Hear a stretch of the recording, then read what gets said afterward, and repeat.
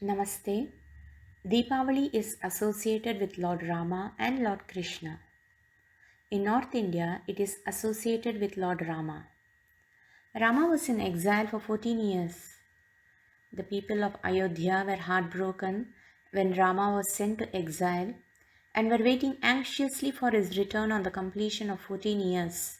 Rama was a prince who sacrificed all the pleasures and powers which rightfully belonged to him as the eldest son of a king.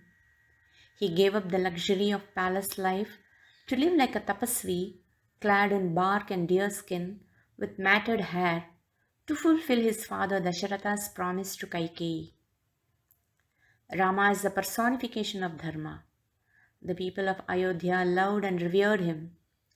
Many of them awaited his return, giving up all pleasures, and lived like ascetics, just like Rama.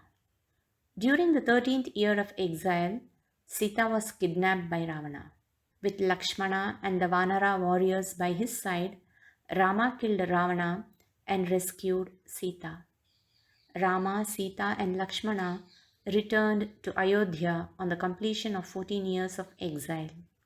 Rama's victorious return was communicated to Bharata by Hanuman and announced to the citizens of Ayodhya a day before the arrival of Rama. On hearing the news, the people of Ayodhya were delighted. They immediately started decorating their houses with fragrant flowers. The streets of Ayodhya were sprinkled with water, strewn with flowers of various colors, lined with colorful flags, and decorated with sweet smelling garlands. Pleasant musical instruments were played in the public areas. People offered worship to their Kuladevata and lit lamps the whole night till sunrise to welcome Lord Rama. So, in North India, Deepavali is celebrated as the victorious return of Lord Rama to Ayodhya on completion of 14 years in the forest after killing Ravana, who had been terrorizing the beings of all three worlds. In South India, Deepavali is associated with Lord Krishna. Narakasura was the son of Hiranyaksha and Bhumadevi. He was born during the Varaha avatara of Lord Vishnu. Bhumadevi was very fond of her son Naraka. So she got a boon that no one in the three worlds could cause the death of her son except her. But Narakasura grew up having all the qualities of an Asura. His association with the other Asuras made him very powerful and arrogant. When Narakasura came to know that he can be killed only by his mother, he became very happy because he knew his mother loved him and would never kill him. This boon made him more powerful and more arrogant.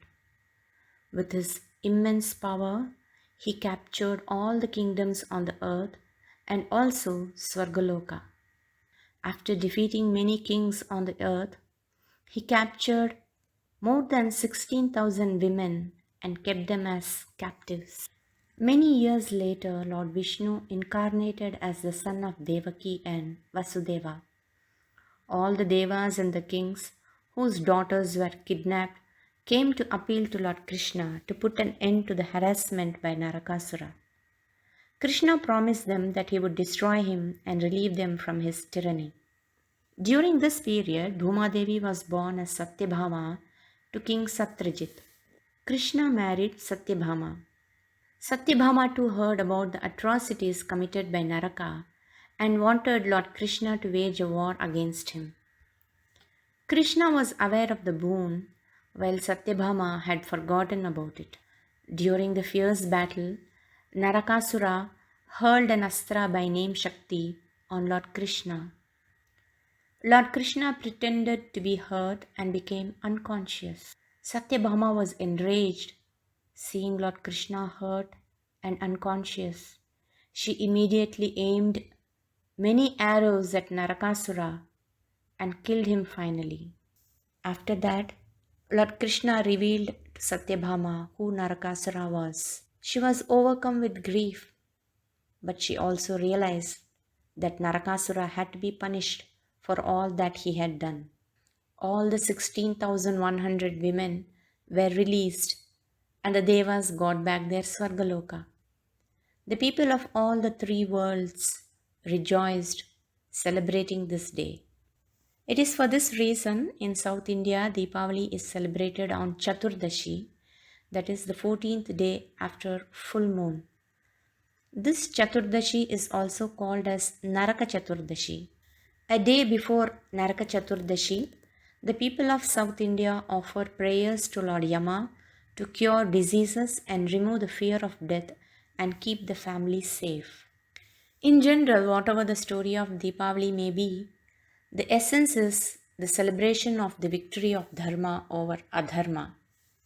When one listens to the story of the killing of Ravana or the killing of Narakasura, one may wonder, why should I celebrate the victory of Lord Rama or Lord Krishna? What does it have to do with me? When we hear about terrorist attacks or kidnapping or looting, we feel angry and sad and helpless and want the perpetrator to be punished even if we are not directly affected by it. Even while watching a movie, we want the hero who represents Dharma to win over the villain who represents Adharma. We feel happy and relieved when the villain is destroyed or punished. Whether it is in reality or a movie, we want Dharma to win over Adharma because our innate nature is dharmic. We all seek happiness, and happiness is possible only when there is harmony, when there is peace. When we lead a life of Dharma, there is harmony.